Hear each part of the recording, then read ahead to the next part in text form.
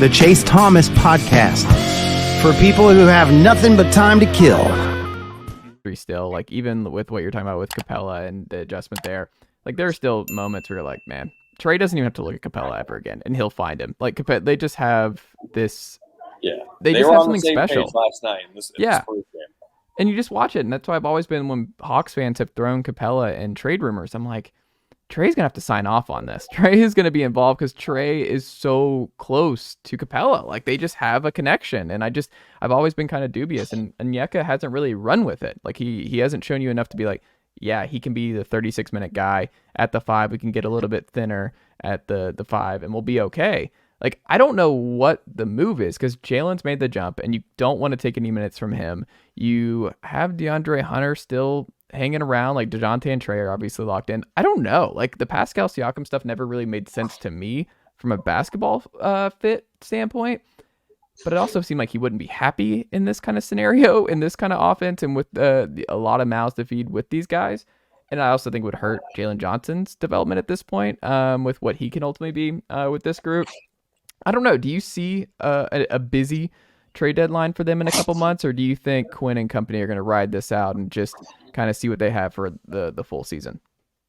I mean, it does seem like a lot of it would hinge on what you think you could get out of a Kongwu if his role were elevated. Yeah. And, he's got 2 things to figure out. And other than that, he's a magnificent basketball player. Like, it's just a world of difference when he's on offense compared to when Clint is on offense. Just the level of passing, just all the little nuances of footwork and sort of presenting yourself as a pass target. He's just a wonderful offensive basketball player and a great defender too. The 2 things he has to figure out is, we've talked about the defensive scheme. And how the big is higher up the floor. 2 seasons ago, Okongwu had a lot of challenges with defensive rebounding. And Travis Schlenk, when he was the GM, almost called him out on it. Okongwu has to be a better defensive rebounder. And he said that in an offseason. Okongwu comes back and was a better defensive rebounder. Like, he did get better at it.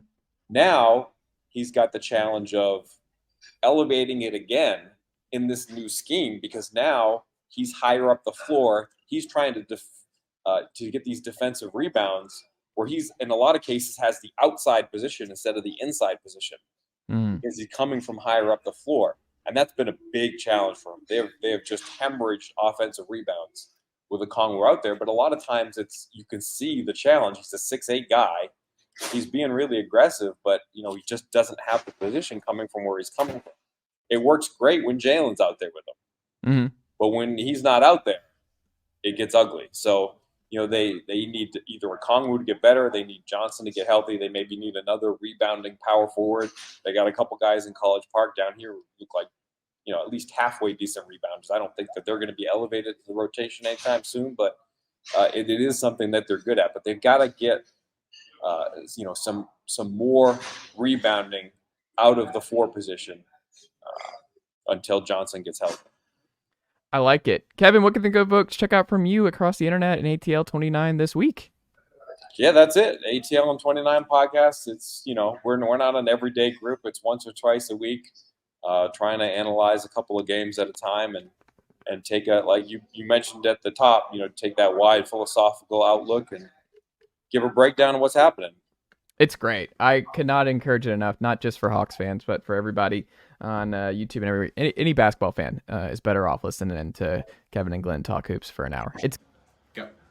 Nicely done, nephew. The Chase Thomas Podcast. Hell yeah.